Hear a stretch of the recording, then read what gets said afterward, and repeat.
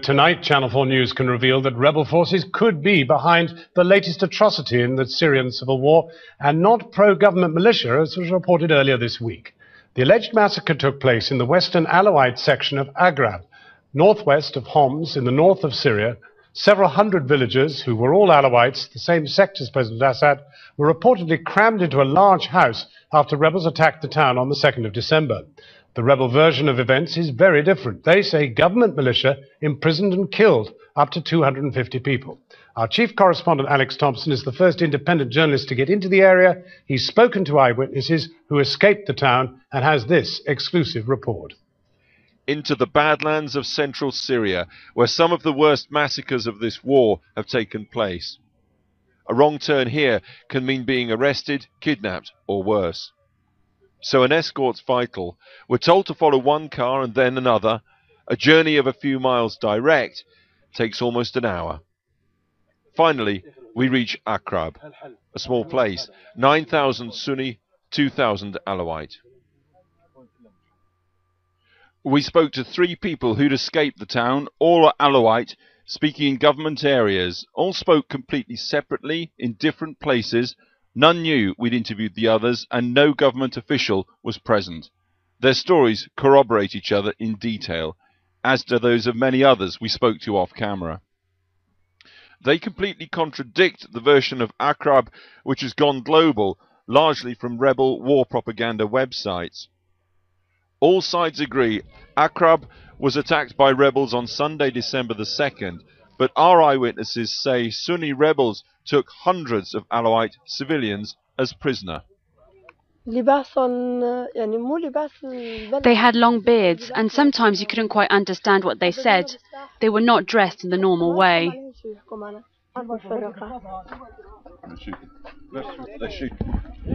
At that point, gunfire from the direction of Aqrab forced us to move. All say the rebels came from the direction of Al-Hula, just 5 miles over these hills at the edge of town. It's the site of a massacre of 108 people in May, and it is a rebel stronghold. They were wearing black ski masks. They took our phones and car keys. They forced us out of our homes and set fire to them. I hope God burns them like they burned our homes. Hundreds of Alawites escaped the fighting to surrounding villages, but our witnesses say up to 500 were held prisoner by rebels after the attack. Held here in this red building where officials believe hundreds may still be held, and they're trying to get them free. We would ask for food and they wouldn't give us food. Other villages would send us food, but they would take it for themselves and not give it to us. We asked for water, they wouldn't give us water. The little children with us started crying for food and water, so the mothers had to beat the children to silence them because they asked for food and water too much. They tried to convince us to hand over the women to take them to Al-Hula. We didn't do that because we didn't trust them. It went on for 9 days, and then from across town on Monday came a delegation including Aqrab's mayor and the imam. They wanted to try and free the women and children. We said either we all go out together, including the sheikh and the mayor, or we all die together. In the early hours of Tuesday morning, they all separately described 3 truckloads of prisoners somehow making it out along the road to Tauna village and safety. A 4th truck left, but never made it to the village. That truck went to rebel-held Al-Hula instead, and there, an unnamed woman and boy, apparently speaking under duress, told rebels that pro-government militias, not the rebels, took them prisoner. Fighting prevented us entering Aqrab, but from where we stood we could see that the house everybody said they were kept in appears intact, as does much of the town. Further, rebel YouTube postings from December the 2nd, the date of the assault, make no mention of hundreds of prisoners here. Why ignore a propaganda coup day after day? And why after Tuesday are there no pictures of the bodies or burials on rebel postings? There are in effect then 2 stories here. First of all, it's corroborated by both sides that a large number of civilian Alawite villagers were taken prisoner in Aqrab. They were held, and then a number at least were released. But what happened after that? If there was a massacre, how did it happen? Who did it? And why? At the town hall in Hama, the nearest city, officials said they were negotiating to end the prisoners' ordeal. They say it's still going on. They believe the imam and the mayor and many others have been killed.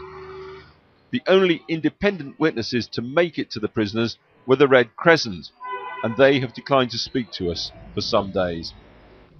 Today there was more fighting in the town, and when we visited, the call to prayer echoed eerily over a largely deserted town. There are people on the streets, we could see them. Rebels perhaps, but who knows? Aqrab still holds its secrets. Alex Thompson, Channel 4 News, Aqrab.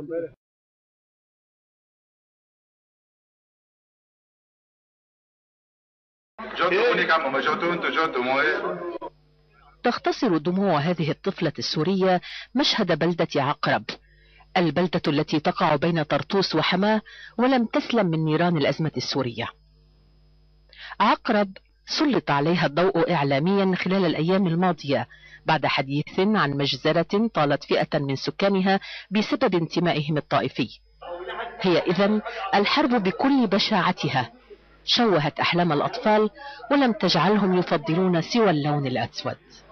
كنا بالمدرسة بعقرب بس هلق وين في مدارس؟ هلق طلعنا لهون ما في مدرسة على السوا، ما في قراي، شو بدنا نعمل؟